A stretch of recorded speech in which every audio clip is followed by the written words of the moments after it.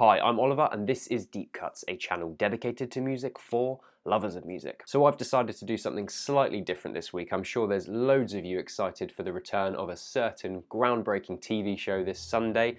I know I certainly am, so I thought what better excuse to be able to talk about it. So sit down, pour yourself a damn fine coffee or whatever you fancy and be reminded of why the music of Twin Peaks is so special. David Lynch and Mark Frost's Twin Peaks is one of the most influential television shows of all time, blazing a trail in the early 90s for the off-the-wall weirdness, horror, and absurdity that enthralled many just as much as it perplexed and irritated many more.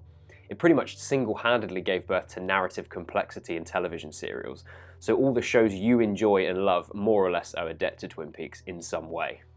Well, as Laura Palmer said to Dale Cooper in the Black Lodge all those years ago, I'll see you in 25 years. And here we are in 2017 and Twin Peaks is returning to hopefully perplex and enthrall just as much as it did back in 1990. Ever since I first sat down to watch this show, the thing that struck me the heaviest was the score, written by the legendary Angelo Badalamenti. This eerie tapestry of genres and styles are somehow harmoniously exposed to one another by the man. Moody 80s synth pop, smoky, effervescent jazz, and the influence of ambient. What Badalamenti managed to do was replicate a bold synthesis of the show. It drifts between overwrought emotion, sprightly vibrancy, and a swelling dread, and those are the contrasting elements that make the TV show what it was. The majority of the score was written and recorded in quite an odd situation, really. In 1989, Lynch and Badalamenti holed up in a studio with Julie Cruz and jazz musicians including guitarist Vinnie Bell, drummer Grady Tate, synthman Kinney Landrum, and woodwind maestro Albert Regni, among many others. Whilst they were holed up, they simultaneously worked on Julie Cruz's record Floating into the Night, the avant-garde musical Symphony No. 1, which also starred Julie Cruz, and of course the Twin Peaks score. This is largely why the score developed into this tapestry of influences. You have the dreamy pop of Cruz's projects, you have the flighty jazz motifs of the legends in the studio, you have Badalamenti's acute sense of heft harnessed through simplicity. Because when it comes down to it, the most iconic sections of the score are not complex pieces of music, and they don't need to be to carry the resonance that they do. Of course, Julie Cruz sang on the track Falling, which she performs in the pilot episode of Twin Peaks, and it becomes a vital part of the soundtrack. And what that is it's the opening theme of Twin Peaks turned into a dreamy pop song with Julie's vocals. For those who haven't actually experienced the show yet, apart from telling you you need to go and do that, you won't realise that the soundtrack operates as a series of musical cues throughout the TV show, and that works in a different way to modern TV shows. With modern TV shows, you might have an overall theme for the whole show, and then the rest of the music is composed there, but maybe it's a little bit more generic and it's not quite as noticeable. One example of a musical soundtrack in a TV show that's very similar to Twin Peaks is something like The Leftovers. Max Richter composed the score for that, and you have very similar themes interweaving, and they do serve as really good character personifications or emotive moments and climaxes of the show. So that's a show that's similar, but for the most part, this is a very different way of scoring a TV show. You know when the sultry, swung-brushed jazz drums come in, you're about to witness something fairly strange.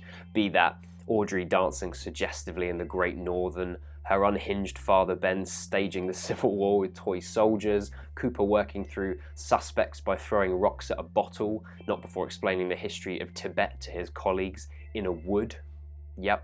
Or if Laura Palmer's theme creeps in, perhaps you're about to discover something more about this strange little town. Of course, the beautiful and ever recognisable Twin Peaks theme is used throughout the show to underline emotional moments, and at first, when you first start to experience the show, it comes across a little pastiche, but of course that's something that the show is doing. It's subverting the typical conventions of a television soap opera from the 50s or the 60s. But once you get to know the personalities of the characters and the town a little bit more, those musical cues just become, they just bring on a life of their own. They become personalities in a way. You wouldn't have Twin Peaks without this music. It's also the collection of ambient atmos pieces that Badalamenti composed alongside the main themes of the show, and it really shows off his express ability to arouse feelings, one of nostalgia, intrigue, comfort, and this undercurrent of menace. The best example I can think of this is one of my favourite moments in the entire show. It's a beautiful scene. It's a scene where Major Briggs shares with his sullen son Bobby this vision that he's had, and it's a very uplifting scene, and what Badalamenti does is his gorgeous synth-line composition. It fills the background with this warm radiance that cushions what these characters are feeling at that point. It's so beautifully realised, that moment of the show. Cleverly, the synths hint at Laura Palmer's theme, but after that very recognisable root note, it winds down an altogether more uplifting path as Bobby finally feels like he connects with his father. With a lot of shows, the composer might sit down with a few scenes, send some ideas over to the creator, go back and forth a bit, but not on David Lynch's watch. Whilst a lot of the music was fleshed out in the studio in '89, before that, David Lynch and Angelo Badalamenti got together to discuss musical ideas, and what was born from that session was Laura Palmer's theme, the musical epicenter of the entire show. There's a great video where Badalamenti discusses the whole experience that gave birth to Laura Palmer's theme,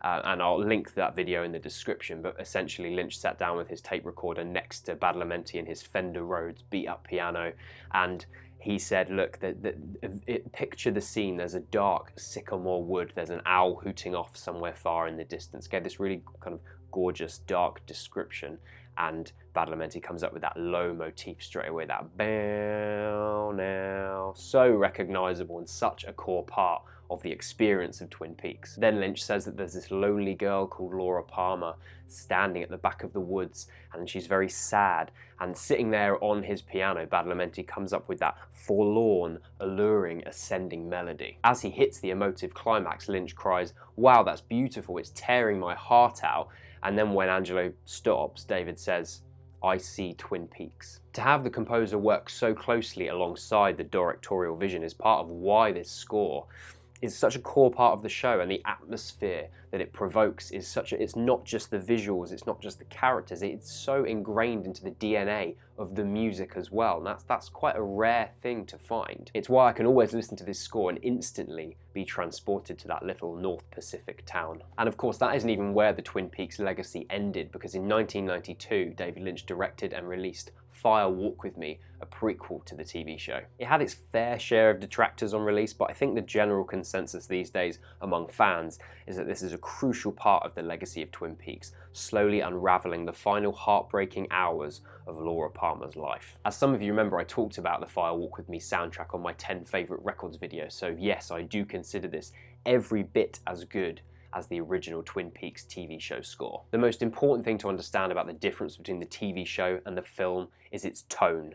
The film is jet black. Those creeping moments of the TV show that are constantly bubbling beneath the surface are notched up to outright petrifying in the film, and being the incredibly gifted composer he is, Badalamenti ensures the score reflects that. The 50s satirical soapbox edge is gone, famously cemented by the smashing of a TV in the opening frames. The opening theme follows none of the motivic lines of the original theme, instead opting for Jim Hind's deeply poignant blue trumpet, emitting drawn-out rasps that slink alongside ambient keys. The familiar comfort of the TV theme is gone here, and aside from being a strikingly beautiful piece of music, it's equally paranoid and unnerving, which is pretty much my experience of the film in a nutshell. Once again, Badalamenti and Lynch bring a fantastic band in to construct the score. Many of the players from the original score come back in, people like Julie Cruz, Kenny Landrum. Questions in a World of Blue is the film's version of the track Falling, and it evokes Laura's horrendous downward spiral and all the horrific ordeals that she's having to face in her life. Cruz's vocals on this track are so light and awash with reverb that they almost seep away into the dense synth background, and it's almost like a mirroring of Laura's